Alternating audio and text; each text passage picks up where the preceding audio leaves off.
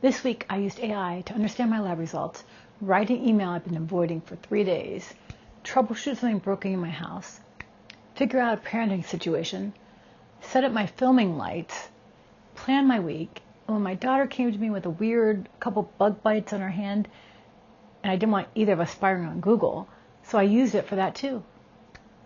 But the one that surprised me the most? My own lab results. You get the notification.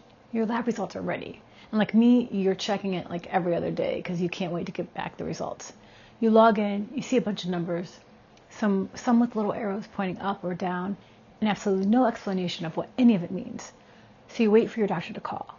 And you wait. And you wait. 6 weeks later, you finally get a follow-up appointment. And by then, you've either forgotten about it or you've already Googled yourself into a full-blown panic. There's a better way. Here's what nobody tells you. Those lab results sitting in your patient portal, you're allowed to look at them. You're allowed to understand them. You don't have to wait for someone to translate them for you. But the problem is, they're written in medical language that means nothing to most of us. Hi, I'm Dawn. Welcome to Vintage Intelligence, where we make AI actually useful for your real life. And today I'm going to show you exactly how I use AI to help me understand my own lab results. High, low reference range. What does it actually mean for you? Not for the average person, for you, your age, your history, your lifestyle. That's where AI comes in. I'm going to drop a screenshot of the recording right here where I show you exactly what I did with my own results this week. What I typed, what AI said back, and what I learned. But let me walk you through the concept first. AI isn't going to diagnose you. Let's be clear about that. But what it can do is translate. It can take a result that says your TSH is 3.2 and explain what that thyroid number actually means in plain English. It can tell you what the reference range is, why it matters, and what questions you might want to ask your doctor. Like, did you happen to know that that reference range is only as good as the healthiest person at that lab? That normal doesn't really mean optimal? It basically turns you into an informed patient instead of a confused one. There's a huge difference between walking into a doctor's office scared and confused versus walking in with specific questions. You become your own advocate. I got the results back this week, and honestly, some of the numbers looked a little off to me.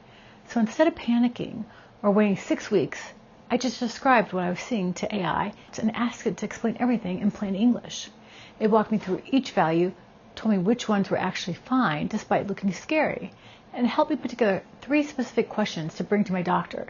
That's it, 20 minutes instead of 6 weeks of anxiety. So here are my actual results from this week.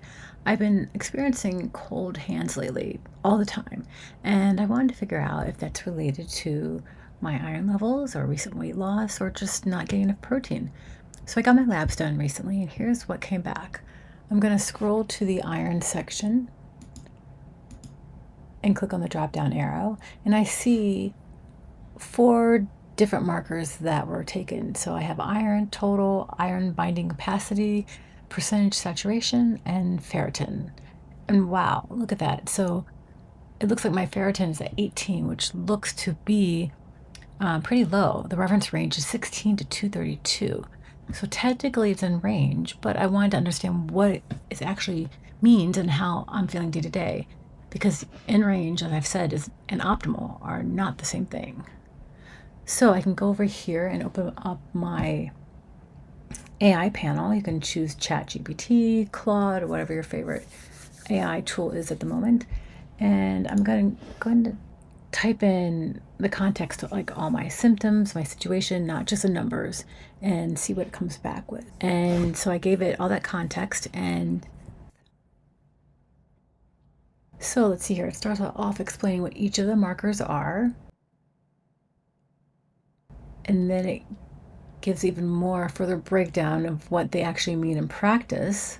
And so it's explaining how the low and normal isn't always optimal, and it's giving, now if you scroll to the bottom, you can see it gives a few questions that are worth bringing to your doctor here. So that's great. It's exactly what I needed, and basically 20 minutes instead of 6 minutes of anxiety, and that's it.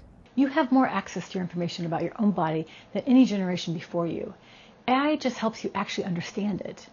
If you want to see more practical ways to use AI in your real everyday life, not the techie stuff, the real stuff, subscribe. That's exactly what we do here at Vintage Intelligence. I'll see you in the next one.